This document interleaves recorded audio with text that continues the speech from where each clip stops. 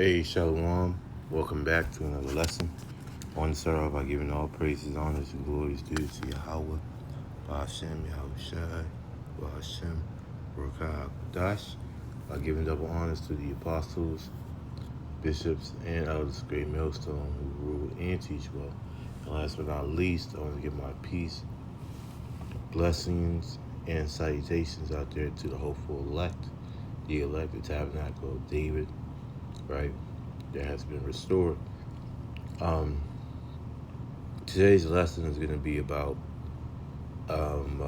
being saved from the lion's mouth, right? And scripture that comes to mind, let's go to Psalms, the 10th chapter, right? Psalms, the 10th chapter. Being saved from the lion's mouth, because the wicked is always constantly persecuting us. And during the time of my stay, getting in trouble and being locked up, right?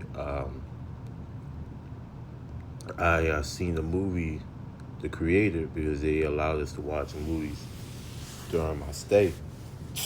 I seen the movie The Creator, and it's a movie dealing with AI and robots, but it's like this colony made robots able to merge with the human mind, with machine. So you have a robotic conscious, okay? And it was in the brain, right? I'm not sure specifically where in the brain. It might be the cerebral, like the middle part, the ones that looks like kidney beans, right? Part of the brain. I'm not a doctor or a surgeon, so I wouldn't know.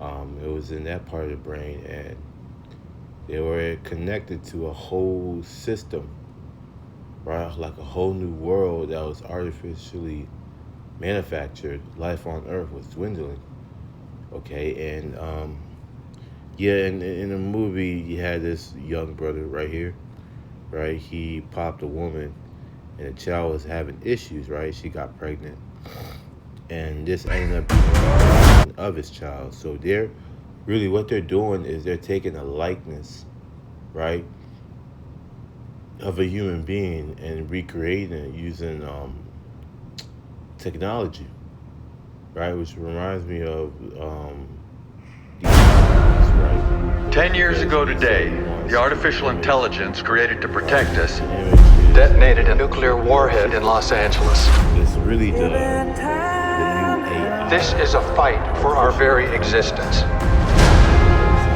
Sergeant Taylor, we are this close to winning the war. But the AI are developing a super weapon. Retrieve it, or they win.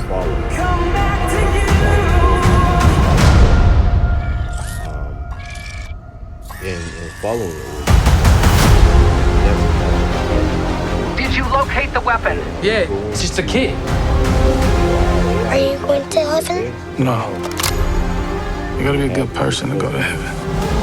Son, we're the same. We can't go to heaven because you're not good. And I'm not a person. Do you have any idea what the thing is? She looks like a little girl now, but she's growing. Whoever has that kid wins the war.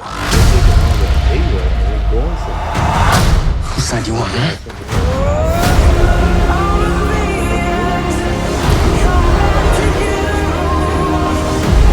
What do you want, sweetie? For robots to be free.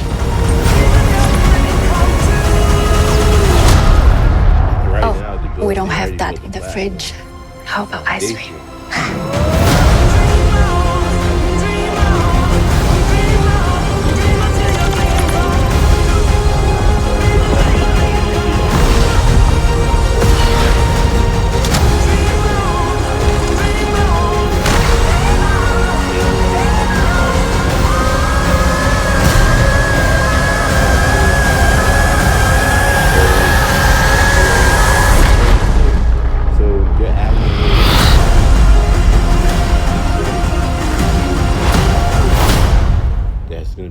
Track you. So let me go to Psalms, the 10th chapter, right? Let me close that out.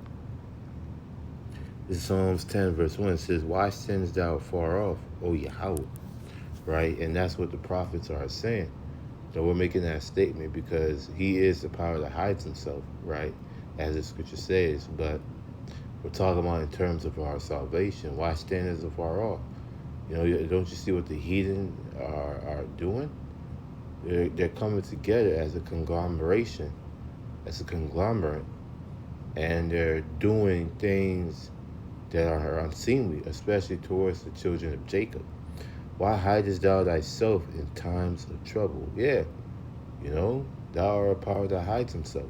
But when he reveals himself, it's through his judgments. You know, the Lord is known by the judgment which he executed.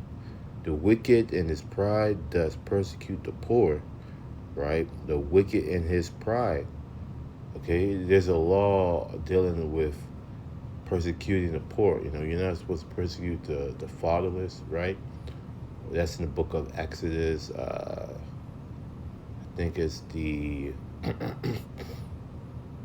the 18th chapter. That's coming to mind. Exodus, the 18th chapter, where it talks about how you handle dealing with the poor. You're not supposed to rob the fatherless or the poor. You're not supposed to corrupt or perverse judgment, right? When dealing with them, you're supposed to be fair, balanced, right, towards the poor and the afflicted. The wicked in his pride does persecute the poor. Let them be taken in the devices that they have imagined. And that's a prayer that, you know, that's constantly on my mind when I watch these type of movie, films, videos, commercials. I'm praying that Esau is ensnared in the wicked devices that he has imagined, which he is going to.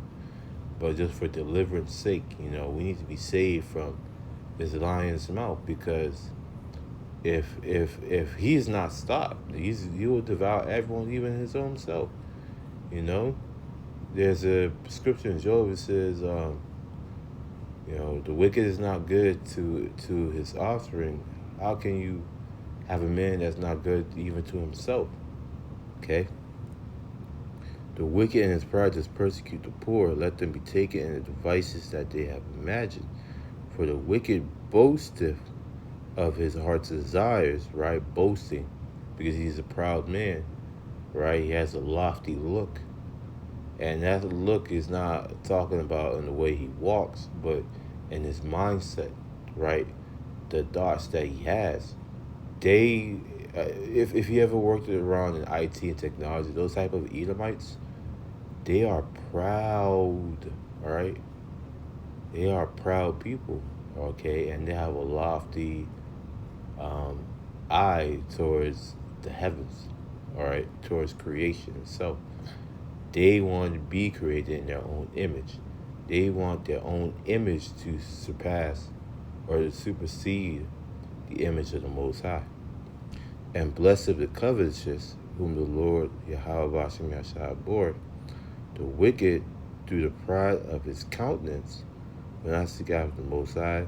The Most High is not in all his thoughts. Yeah, because he's adverse. He's the adversary or the enemy, right? The competition. His ways are always grievous. That way that he has is not a way that leads to life. Okay, the law, statutes, the laws, the statutes, the commandments, right?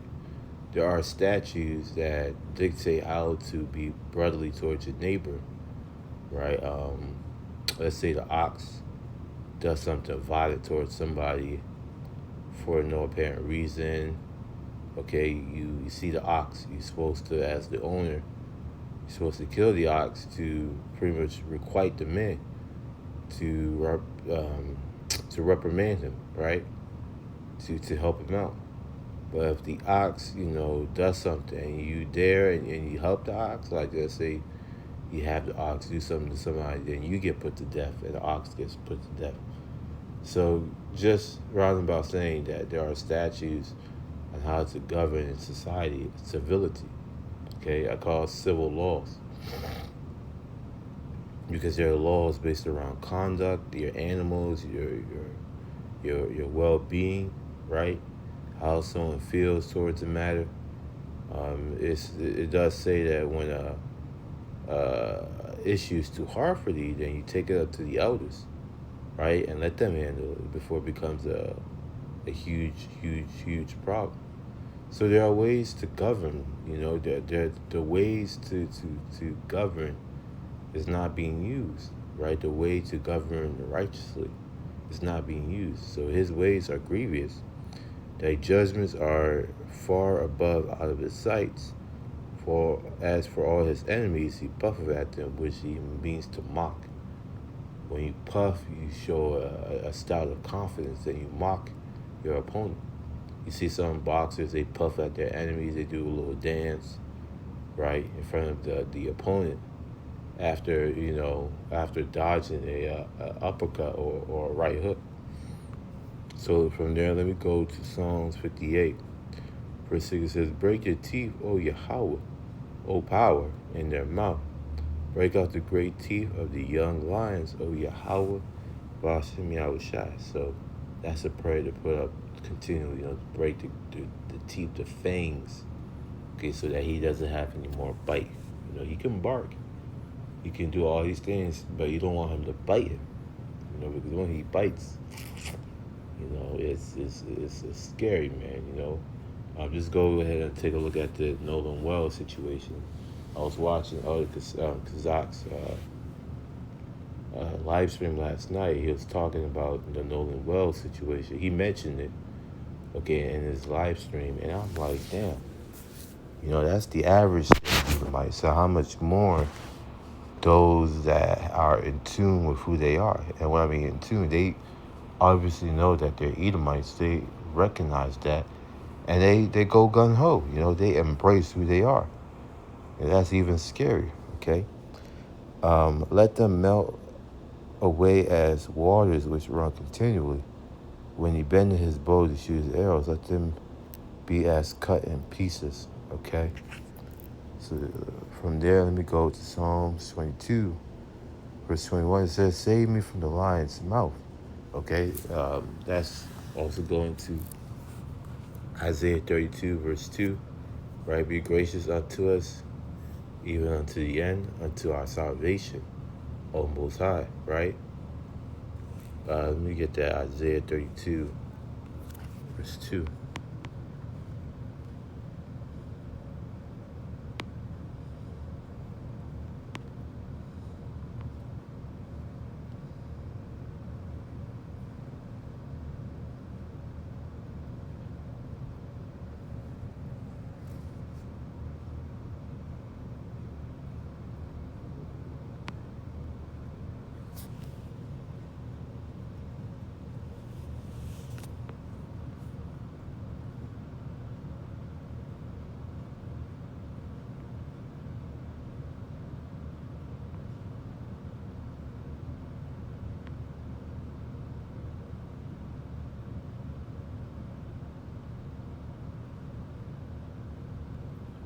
Let me try 33.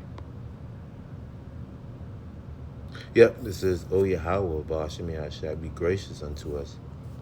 We have waited for thee. Be thou their arm every morning, our salvation also in a time of trouble. And that time of trouble is fastly approaching. It's slowing down a bit, right? Because you got, and that usually always happens. Something happens, boom, and then it slows down and it kicks back up.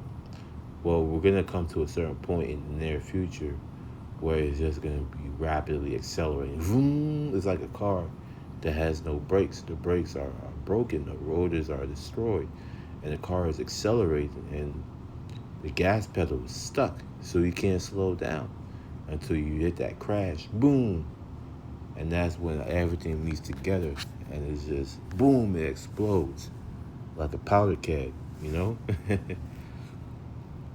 So let's go back to Psalms, the 22nd chapter. It says, save me from the lion's mouth, for thou hast heard me from the horns of the unicorn. And this is the elect's prayer, okay? Because he's going to remember our works. He's going to remember our faith. He's going to remember our the traditions that we kept, right? The Passover, Hanukkah, right? Feast of Dedication, right? Feast of First Fruits. He's going to remember those high holy days that we were keeping, right? Rehearsing the righteous acts in the land of our captivity, okay?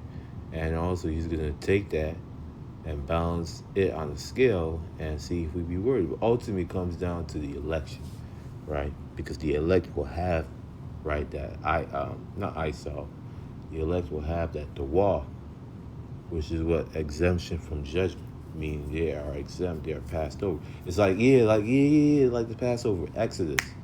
Okay, I'm thinking about Exodus. You know, we have the blood on the doorpost. Okay, so Yahushua gave us that spiritual blood, and we have it on our doorpost, which is the mind, the brain, because the brain is like the doorpost to your house, which is your body, your temple. Is the door to the temple. It's the gate. Okay, it's the gate of your body. So when you have when you're doing things, you start with the mind. Essentially, that's what I'm trying to enunciate. Right, not enunciate. I'm trying to profess the best way I can. Make sure I don't have any stoppings in my sayings or bridges or gaps within whatever I'm trying to explain. Okay. Anyway, for further reasoning, the mind is the door, right? We have the blood, the lamp post, right? Talks about that, and Yahushua is passing over us, right? Because he's that angel of death that conquered Egypt, destroyed it. Okay, he killed the firstborn of the Egyptian and of their child, and also the flocks as well, right? Like the animals, the firstborn of every creature.